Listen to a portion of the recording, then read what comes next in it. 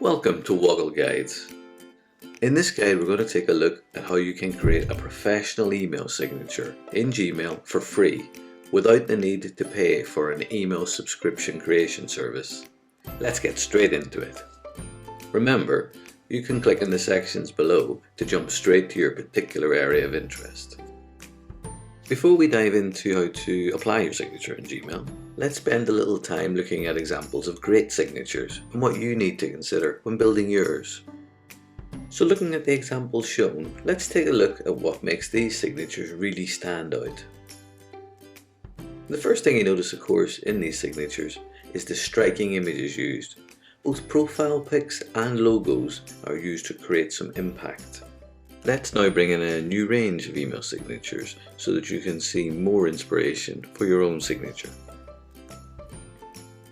The next key piece of information is your name and job role details if appropriate. You'll see both in the signatures shown and the examples highlighted that a range of fonts and highlights are used to style the text. Colour is also used to good effect to create standout. Next, we'll move to possibly the most important piece of information in your signature. This, of course, is your contact details, specifically your office address, telephone, email, or website information. Not every signature requires all this information, however, so give some thought to what you want to capture in your signature. You'll also notice that positioning of the text and spacing have an important role to play here in readability. Now for the final touches. No email signature is complete without links to Facebook, Twitter, or YouTube. Every email signature needs links to your social profiles. Facebook, Twitter, in most cases you'll see images are used as links. We'll go through how to add and style these links in your signature in the next part of the guide. Let's now look at some optional details you can add to your signature if you choose. This will include information such as an inspirational quote or a company strapline. In some cases, you may also need to add a disclaimer to your signature if you're likely to be sending emails to external clients. As you can see in those examples, this information will usually be placed at the bottom of the signature. So those are examples of some of the attributes of great signatures, and in simple terms you can see that they are made up of three different types of elements. Firstly, we have images. Then we have simple text used to convey information. And then lastly, we have links. An example shown here is social links, which are usually images, but remember, your email address and your website address can also be used as links in your signature. Now let's move on to how you create your email signature in Gmail using a framework. So what do we mean by a framework? Well, if we take a look at how these signatures are laid out, and if I apply a grid over each, you'll see that the structure for each is supported by a table framework. The framework provides the starting point for building your signature, and into this framework we'll add the images, text and links that we've looked at before that will make up the signature. So enough theory. Let's get on to building the email signature. We'll use Google Docs to build the draft signature. To access Google Docs, we open a new tab, navigate to Google and search for Google Docs. The direct link for this site is also shown in the description below. Now we're in Google Docs, let's create a new document by clicking on the plus sign, and you'll see a blank document has now been created. To create our email signature, the first thing we want to do is create a framework for it. We do this in Google Docs by creating a table. To add a table, choose Insert from the navigation bar and choose Table. You'll see we're now presented with a table chooser where we can specify the table size and number of columns and rows. I'm going to create a reasonably simple framework as shown below with 4 columns and 2 rows. So let's add that now. We now need to make a few tweaks to the table to match the framework shown below. Let's start by spacing the columns out so it matches the framework. You'll see where our main image is supposed to sit. We have 3 columns currently. we need to change this into a single column so that we can put our image in there. We do this by choosing the 3 columns and then turning to the navigation bar, we choose Format and Table, and then we choose the Merge Cells option. Now let's add our main image. We do this by choosing Insert, again from the navigation menu, then Image, and in this case we'll upload from computer. And you'll see that our framework is starting to take shape. Let's now begin to add some of the other elements. First of all, we'll insert the Woggle Guides logo and the strapline. In this case, the logo is actually an image, but no reason why you can't use text. Let's now add in our social links.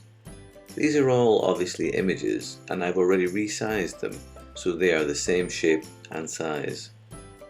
And finally, let's add the subscribe text. Let's now look at how we can tidy up our signature a little bit. So let's start by adjusting our image a little so it's better aligned with the logo and strapline, and that looks a little better. And now what we want to do is more evenly space out the social links icons. To do that, we select them, then we go into Format and Table, and you see there's an option there called Distribute Columns. Let's choose that. And you'll see our columns are now all equally spaced below the logo. And now the last thing to do whilst they're all selected is to choose the Center Align icon from the top navigation bar. And you'll see the social link icons are now more evenly spaced below the logo. So the next task for us is to add the links, both to the social links and the subscribe option in our signature. To do that, let's start by selecting one of the social links. And if we go to Insert and Link, you see an option comes up to enter the URL you want to send people to from that link. Let's paste that URL in quickly, and when done, we just click Apply. We use exactly the same method to apply links to the other social links, so let's do that now quickly. To add a link to text, the process is slightly different. We start by selecting the full length of text that we want to make into a link. But then we go to Insert and Link as before, and we add in the URL. And again, just like with an image, we click Apply, and that link will turn blue and become underlined to indicate that it is a text link. What we want to do lastly is remove the border lines.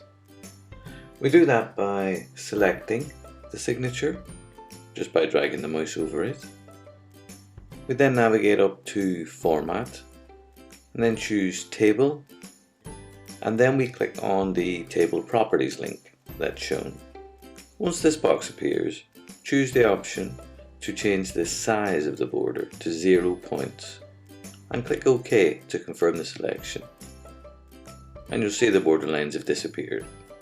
And whilst the table is still selected, let's choose to copy it by selecting Edit from the navigation bar and choose Copy. So finally, let's turn our attention to Gmail, and we'll add our new signature to Gmail. Adding a signature is pretty easy in Gmail. To do that, let's start by clicking on the Settings cog icon, and to go deeper into settings, we'll choose the See All Settings option.